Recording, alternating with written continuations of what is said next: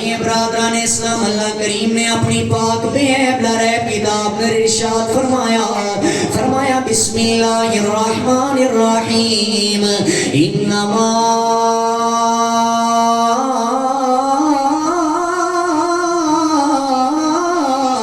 يريد الله ليذهب عنكم الرجس أهل البيت ويطهركم تطهيرا۔ رب کائنات نے ارشاد فرمایا میں اپنے نبی دی آل نو اج پاک کیتا ہے، فرمایا جویں پاک کرن دا حق ہے۔ ادا ترجمہ تفسیر میں تے کر نہیں سکدا، اتنی میری عقل تے اتنی میری فراست نہیں ہے، پر پنجابی زبان دے اندر ترجمہ ہی کراں گا۔ او میرا رب کائنات تے اعلان کردا ہے، فرمایا اے کائنات عالم والے ہو، فرمایا میں اپنے نبی نو اج پاک کیتا ہے جویں پاک کرن دا حق ہے، فرمایا میں نبی دیاں بیویاں نو اج پاک کیتا ہے جویں پاک کرن دا حق ہے، فرمایا میں نبی دے گھر والیاں نو اج پاک کیتا ہے، فرمایا جویں پاک کرن دا حق ہے۔ آئیے برادران اسلام ذرا جملیاں تے توجہ کر دے جانا، میرے آقا کریم علیہ السلام نے اپنی آخری خطبے دے اندر ارشاد فرمایا اوے لوگوں میں تواڈے درمیان دو چیزاں چھوڑ کے جا رہا ہاں، فرمایا ایک میرا قرآن ہے، ایک میری اہل بیت ہے۔ مصطفیٰ کریم علیہ السلام گویا فرما رہے نے، فرمایا جتے جتے قرآن ہوئے گا اوتے اوتے حسین دا ذکر ہوئے گا، فرمایا جتے جتے حسین دا ذکر ہوئے گا اوتے ہی فرمایا قرآن دا تذکرہ ہوئے گا۔ گویا آمنہ دا لال پیا فرمانا ہے اوے قرآن حسین کو جدا نہیں ہے، حسین اس قرآن کو جدا نہیں ہے۔ قرآن آلے بیت دے نالے آلے بیت قرآن دے نالے اللہ دی عزت دی قسم مسلمانوں، اگر کسی پنجابی شاعر کرو ترجمہ کراما آقا قرآن پڑھ کے آلے بیت دی شان دے دستا جاویں، انہیں ترجمہ ہی نہیں کرنا ہے نبی کا کرانا بڑی شان والا، نبی کا بڑی شان والا، نبی کا گھرانہ بڑی شان والا ہے، یہ آستانہ بڑی شان والا، اور خدا کی قسم کھا کے کہتا ہوں یارو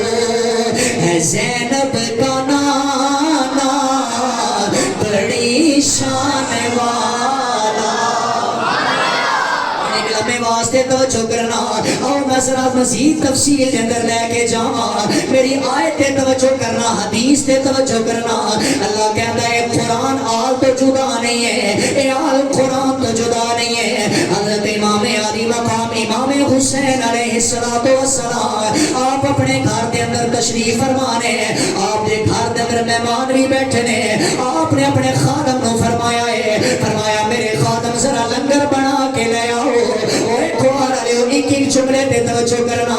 اس خادم نے لنگر تیار کیتا ہے، اے جب لنگر تیار ہے مسلمانوں، اس خادم نے کتھال کے اندر لنگر اٹھایا، اے لے کے جناب اعلیٰ چلے آئے، میرے امام علی مقام دی بارگاہ کے اندر آیا، اے جناب اعلیٰ پیر پھسنے آئے، اے پیر ڈگمگایا ہے، وہ سارا لنگر ضائع ہو گیا ہے، وہ سارا لنگر فنا کر دیتا گیا ہے۔ میرے امام علی مقام نے اپنے نوکر آلو ویکھیا ہے، اس نوکر نے امام حسین آلو ویکھیا ہے، اے جناب اعلیٰ کوئی چیز ضائع ہو جائے، اے ظاہر مالک نو غصہ تے آندا ہے، میرے حسین دے چہرے تے جلال آیا مسلمانوں۔ اے نوکر نے جدو ویکھیا ہے امام حسین دے چہرے تے غصہ آیا، انہیں فوراً اللہ دا قرآن پڑھنا شروع کیتا ہے، اور میں صدقے جاواں وہ جنہ دیا نوکراں نو اتنا قرآن ہوندے، اس حسین نو کتنا کو قرآن ہوتا ہوئے گا۔ اس نوکر نے قرآن پڑھنا شروع کیتا ہے مسلمانوں، امام علی مقام نے جو غصہ دکھایا ہے، وہ نوکر زبان اعلیٰ بول کے کہتا ہے وَالْقَاسِمِينَ الْغَيْظَ وَالْعَافِينَ عَنِ النَّاسِ وَاللَّهُ يُحِبُّ الْمُحْسِنِينَ۔